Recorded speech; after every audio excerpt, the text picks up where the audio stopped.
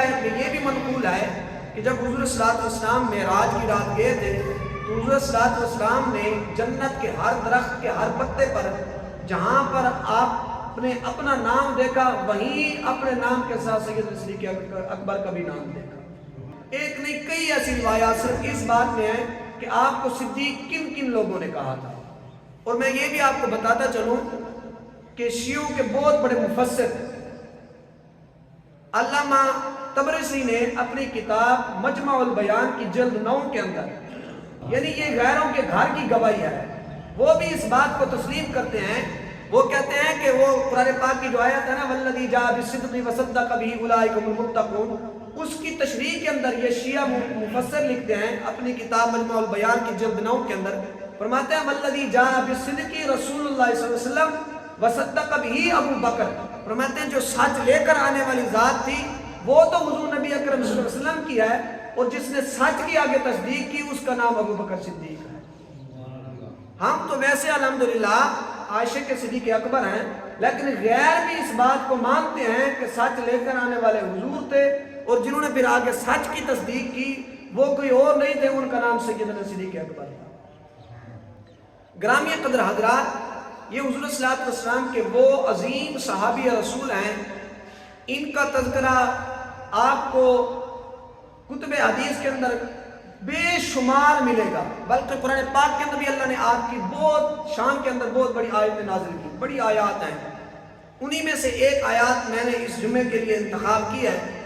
صرف یہ نہیں، ہم آگے بھی انشاءاللہ آیتیں پڑھیں گے، لیکن موضوع آغاز کا جو ہے نا وہ ایک آیا ہے، سورۃ آل عمران کی ایک آیت ہے، جو آیہ کریمہ یہ ہے کہ اللہ کریم نے ارشاد فرمایا لقد سمع اللہ قول الذین قالوا ان اللہ فقیر ونحن اغنیاء سنکتم ما قالوا وقتلهم الانبیاء۔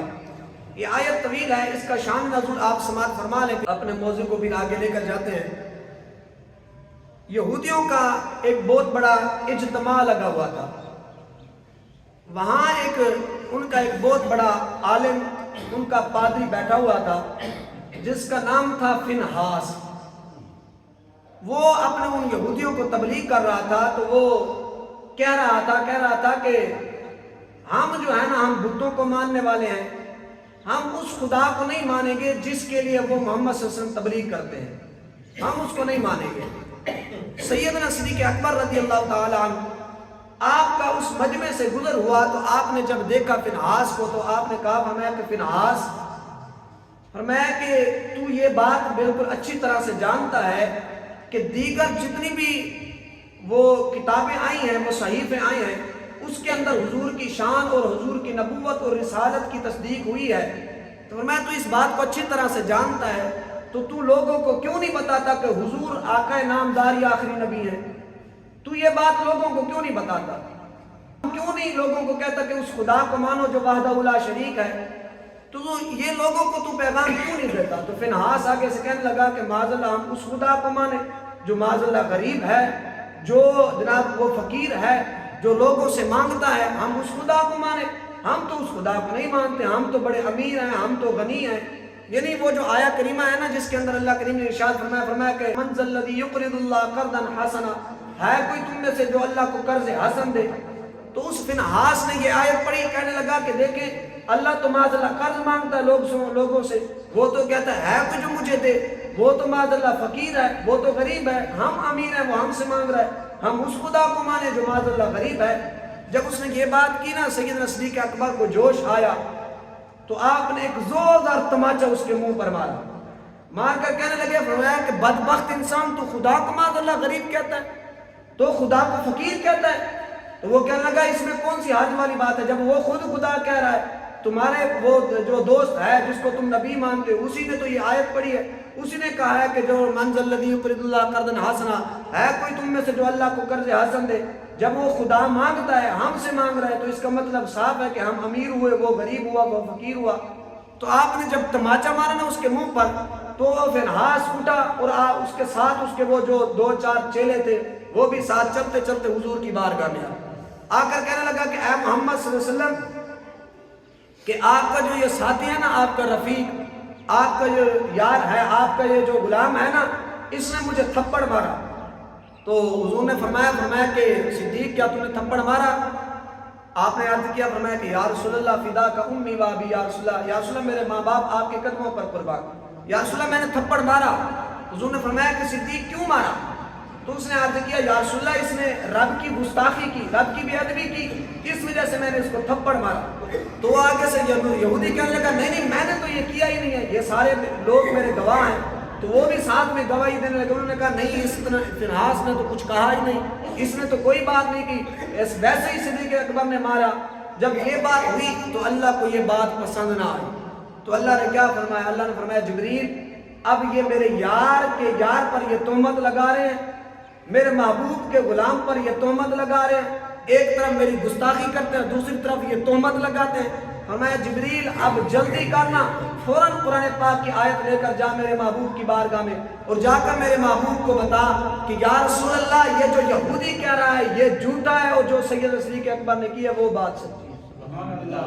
فرمایا کہ جا کر میرے محبوب کو بتا دو، یہ جو بات یہودی کر رہا ہے نا کہ میں نے ایسا نہیں کیا، رب کی گستاخی نہیں کی، اس بدبخت نے گستاخی کی ہے، اس نے معاذ اللہ رب کو فقیر کہا ہے، اس نے اپنے آپ کو غنی اور امیر کہا ہے، رب کو فقیر کہا ہے، تو اس وجہ سے سیدنا صدیق اکبر نے اس کے منہ پر تھپڑ مارا۔ تو جبریل فوراً آئے حضور کی بارگاہ میں اور حضور کو یہ آیت سنائی، اور حضور نے وہ آیت پڑھ کے حضور نے فرمایا صدیق تیری گواہی تو رب دے رہا ہے، تیری شان ہی ہو رہا ہے۔ وہ آیت کون سی آیت ہے؟ آپ ذرا سبحان اللہ پڑھیں، ہم اللہ پہ قرآن سبحان اللہ۔ گرامی قدر حضرات، اللہ کریم نے اپنے پاک اور مقدس کلام کے اندر ارشاد فرمایا لقد سمع اللہ قول الذین قالوا ان اللہ فقیر ونحن اغنیاء سکت۔ اللہ کریم نے ارشاد فرمایا، البتہ تحقیق فرمایا کہ ان لوگوں نے بے شک اللہ کو جناب انہوں نے فقیر کہا ہے، فرمایا اللہ کو انہوں نے جناب معاذ اللہ غریب کہا ہے۔ اس فنحاس نامی یہودی نے معاذ اللہ کی بے ادبی کی ہے اور گستاخی کی ہے، فرمایا اس وجہ سے سیدنا صدیق اکبر نے اس کے منہ پر زوردار تماچا مارا ہے۔ گرامی قدر حضرات، آپ اس شخصیت کا مقام کو دیکھیں جس بات کی تصدیق رب تعالیٰ نے اپنے پاک اور پروردگار نے اپنے مقدس کلام کے اندر ارشاد فرمائی۔ اس صدیق کی شان کو دیکھیں جس کی شان کے اندر اللہ کریم نے ایک نہیں بلکہ قرآن پاک کے اندر کئی آیتیں نازل فرمائی۔ اللہ کریم نے اپنے پاک اور مقدس کلام کے اندر ارشاد فرمایا، آپ نے فرمایا والذی جاء بالصدق وصدق به اولئک هم المتقون۔ فرمایا ایک وہ ذات ہے جو سچ لے کر آئی ہے، اور ایک وہ ذات ہے جس نے آگے سچ کی تصدیق کی ہے۔ فرمایا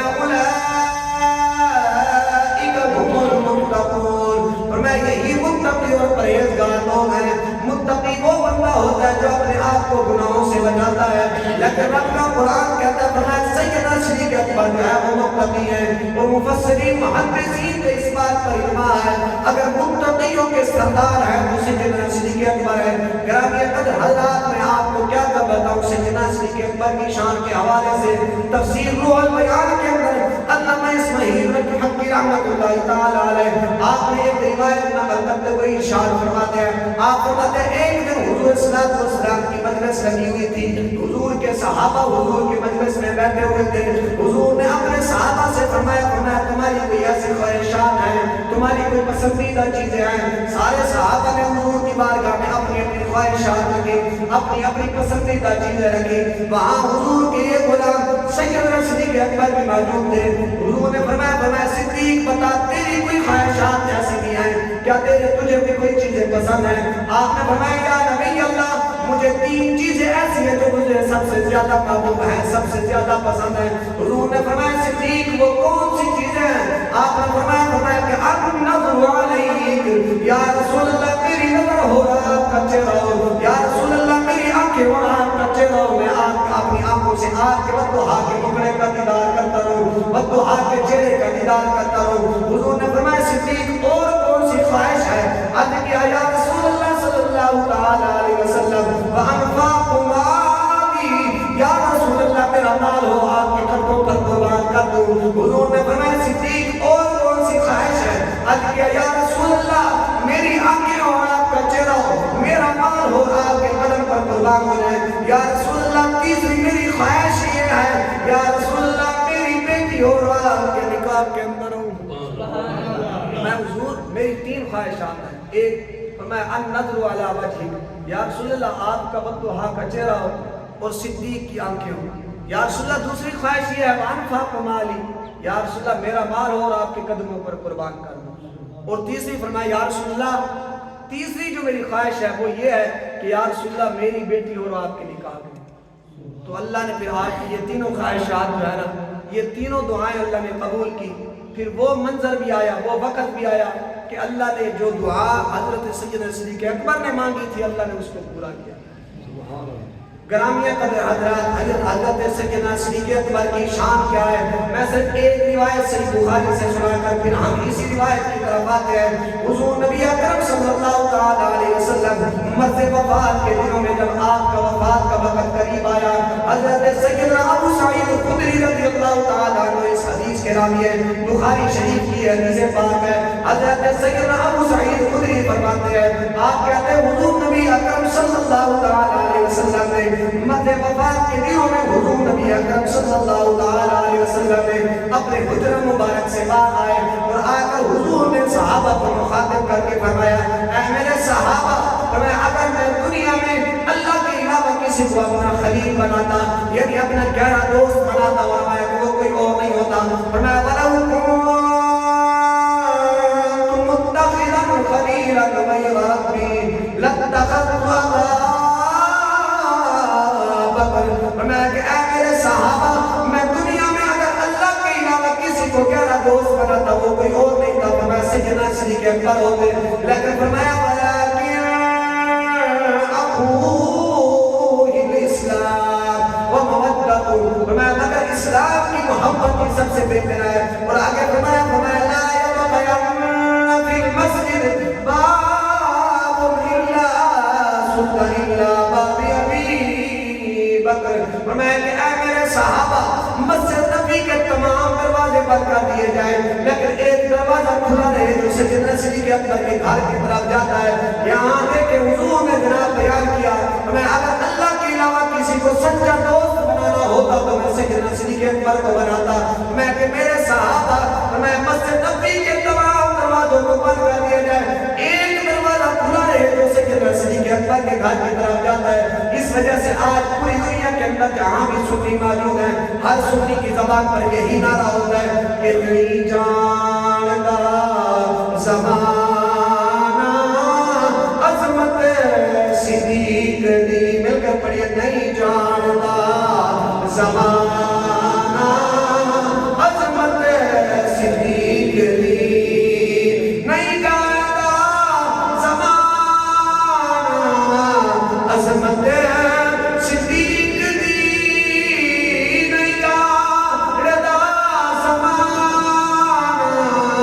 عظمت صدیق دی، پوچھو رسول پاک کو قیمت صدیق دی، پوچھو رسول پاک کو قیمت صدیق دی۔ اگر کسی نے سیدنا صدیق اکبر کی شان پوچھنی ہو، ان کا مقام اور مرتبہ پوچھنا ہو، ان کی قیمت پوچھنی ہو تو حضور کے در پر آنا پڑے گا۔ حضور بتائیں گے کہ صدیق کی شان کیا ہے، صدیق کا مقام کیا ہے، صدیق کا مرتبہ کیا ہے، صدیق کی قیمت کیا ہے۔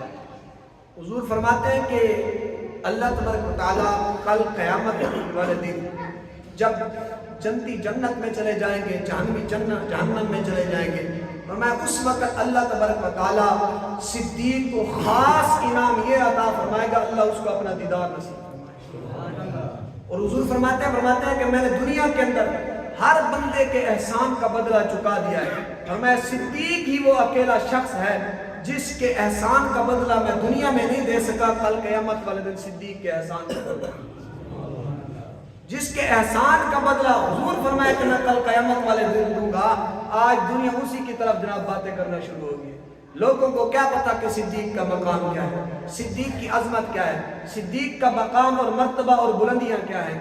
اگر حضور سیدنا صدیق اکبر کی شان دیکھنی ہے تو پھر حضور نبی اکرم صلی اللہ علیہ وسلم کی حدیث کی طرف آنا پڑے گا، پھر جا کر پتہ لگے گا کہ سیدنا صدیق اکبر کی شان کیا ہے۔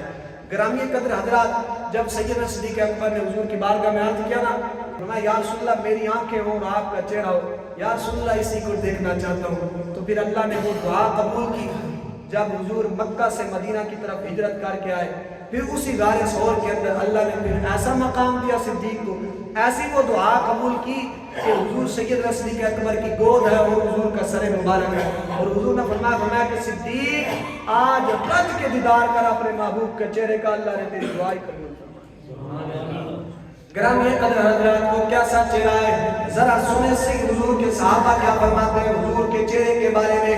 حضرت سیدنا ابو ہریرہ رضی اللہ تعالیٰ عنہ آپ اس حدیث کے راوی ہیں، آپ فرماتے ہیں کہ اللہ کی قسم جس کے قبضہ قدرت میں میری جان ہے، فرماتے ہیں میں نے حضور کے چہرے کے علاوہ کسی چہرے کو نہیں دیکھا، اور میں حضور کا چہرہ ہی ایسا حسین چہرہ ہے، دنیا کے اندر ایسا کوئی چہرہ نہیں ہے جو حضور کے چہرے سے بڑھ کر ہو۔ آپ فرماتے ہیں حضور کے چہرے پر چاند اور سورج ایسے معلوم ہوتا تھا گردش کر رہے ہیں، اور ایک روایت یہ بھی منقول ہے کہ حضور صلی اللہ علیہ وسلم کے چہرے کے بارے میں آتا ہے، روایات میں آتا ہے کہ صحابہ فرماتے ہیں اگر چاند کو غور سے دیکھا جائے تو چاند کے درداب و دھبے نظر آتے ہیں، لیکن اللہ کے محبوب کا چہرہ ایسا تھا کہ جس کے اندر کوئی داغ نہیں تھا، کوئی دھبا نہیں تھا۔ تاجدار گولا فرماتے ہیں کعبے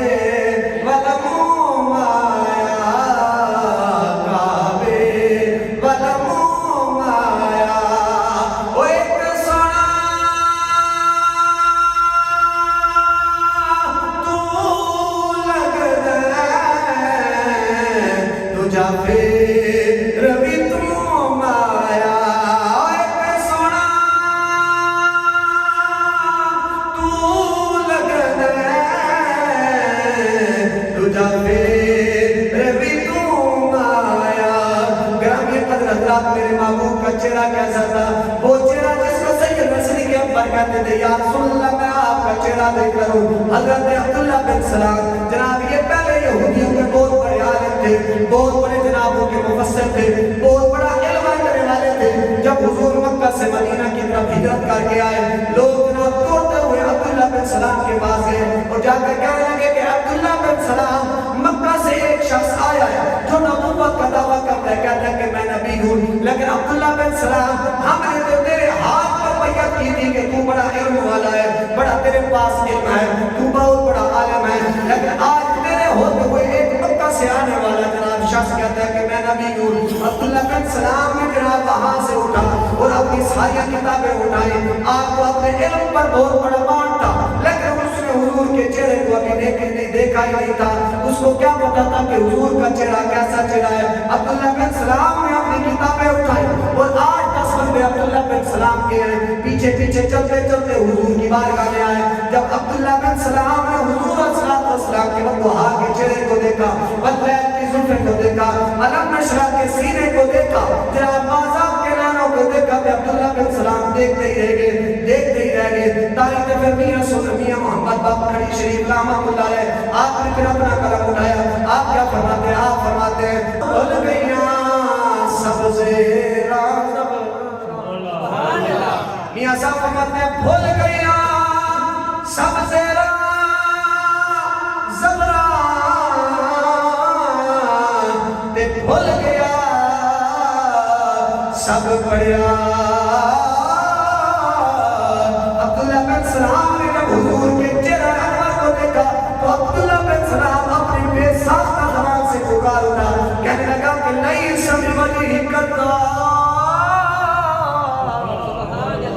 عبداللہ بن سلام بے ساختہ بول اٹھا، کہنے لگا کہ اوے آنے والے ہو، یہ کسی جھوٹے کا چہرہ نہیں ہو سکتا بلکہ یہ سچے کا چہرہ ہے۔ تاجدار گورڑا نے جناب اپنا قلم اٹھایا، تاجدار گورڑا کیا فرماتے ہیں؟ آپ فرماتے ہیں کوئی ڈیری نل پھل کوئی نہیں، کوئی ڈیری نل پھل کوئی نہیں، وہ تیری کی تعریف کرا، تیری زلف کا مل کوئی نہیں، تیری کی تعریف کرا، تیری زلف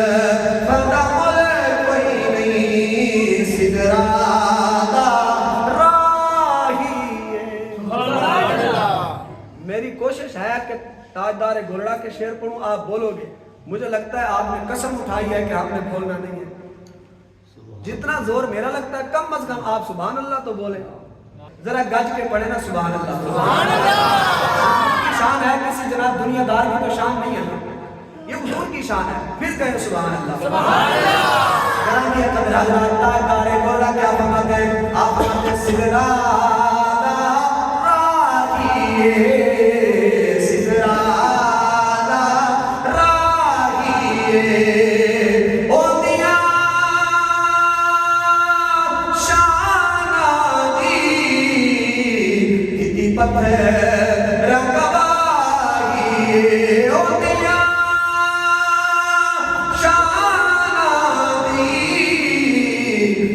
پتھر رکبائیے کوئی مثل نہ ڈھولنی, کوئی مثل نہ ڈھولنی. او چپ کرے میری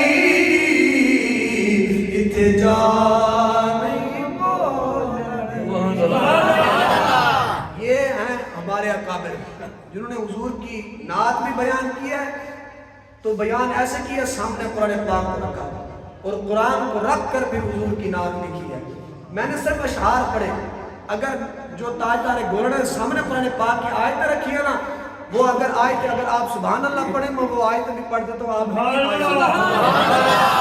گرامی قدر حضرات تاجدار گولڑا جب حضور کے وقت ضحیٰ کے مکھڑے کا دیدار کیا, واللیل کی زلفوں کا دیدار کیا, علم نشرہ کے سینے کا دیدار کیا, مازاد کے مینوں کا دیدار کیا, ید اللہ والے ہاتھوں کا دیدار کیا, جناب جب لا اقسم بہذا البلد والے شہر کا دیدار کیا, جب مزمل و مدثر کی چادر کا دیدار کیا, جب یاسین کے سیرے کا دیدار کیا, طٰہٰ کے تاج کا دیدار کیا, تاجدار گولڑا جناب بے ساکھ کا بول اٹھے. وہ قرآن پاک کی کس آیت کو سامنے رکھا, جب واللیل کی زلفوں کا تذکرہ کرتے ہیں تو تاجدار گولڑا جناب قرآن پاک کی یہ آیت سامنے رکھتے ہیں, واللیل یغشی والنہار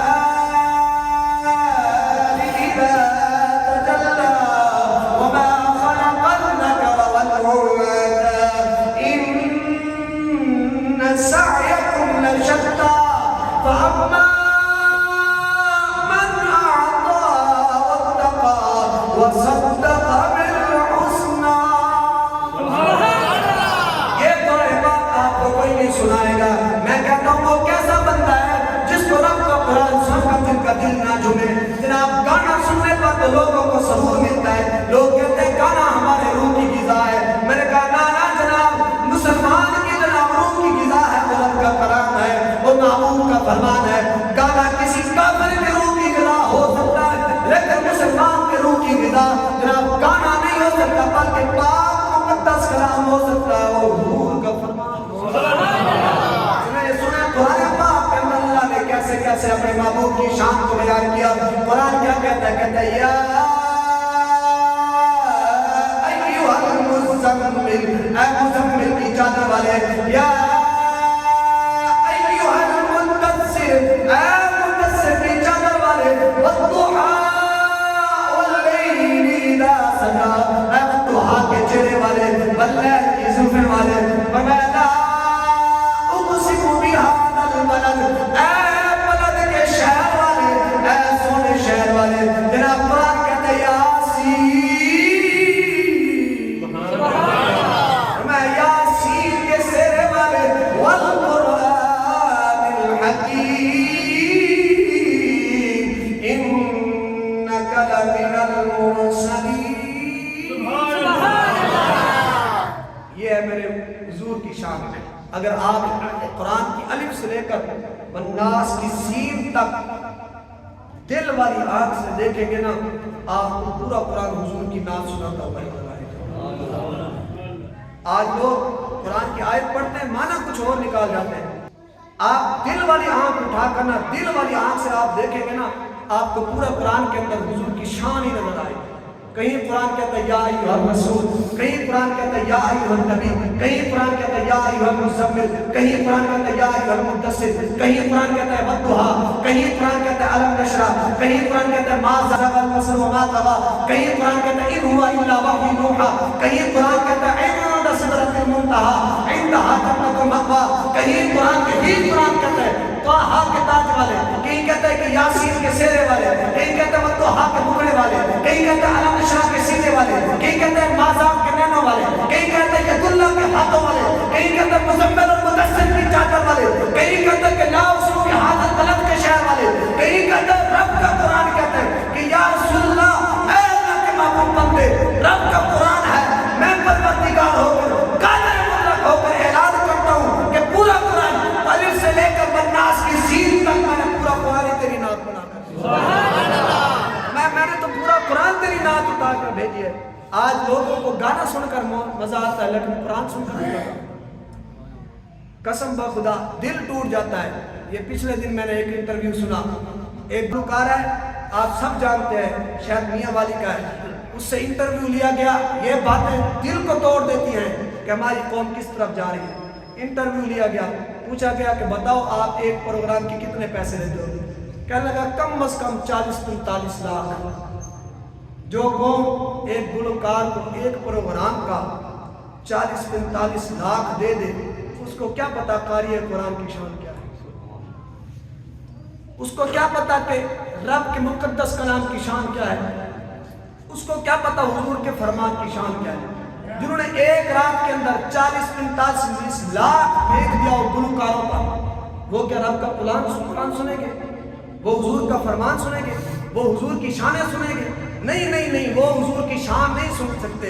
علامہ اقبال کہتے ہیں اس قوم کی تم بات کرتے ہو جنہوں نے جناب دنیا کو سینے سے لگایا اور رب کے قرآن کو پس پشت ڈال دی۔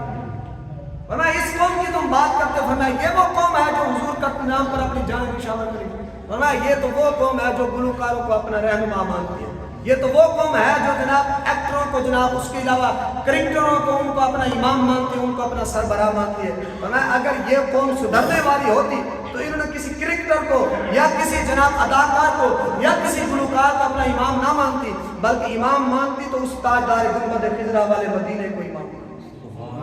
اللہ نے قرآن پاک کے اندر فرمایا کہ لقد کان لکم فی رسول اللہ اسوہ حسنہ، فرمایا کہ اگر اللہ نے آپ کے لیے کوئی لیڈر چنا ہے نا وہ حضور کی ذات ہے، حضور کا اسوہ حسنہ ہے۔ کیا ہم حضور کے اسوہ حسنہ پر چل رہے ہیں؟ حضور کی شان بیان کر رہے ہیں، حضور کی شان سن رہے ہیں؟ آپ 3 سال مجھے ہو گئے، آپ میں سے کوئی ایک بندہ بتائے کہ کبھی میں نے کہا ہو کہ میں تقریر کر رہا ہوں مجھے پر پیسے دے دو۔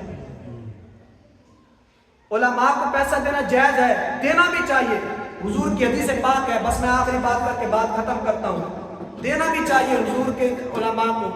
حضور صلی اللہ علیہ وسلم کے عظیم صحابی رسول حضرت حسان بن ثابت، حضور فرماتے حسان ممبر پر چڑھ کر میری شان بیان کر۔ ایک دن حضرت حسان بن ثابت نے حضور کی شان بڑھی تو حضور نے اپنی مزمل والی چادر اتار کر حسان بن ثابت کو دیا۔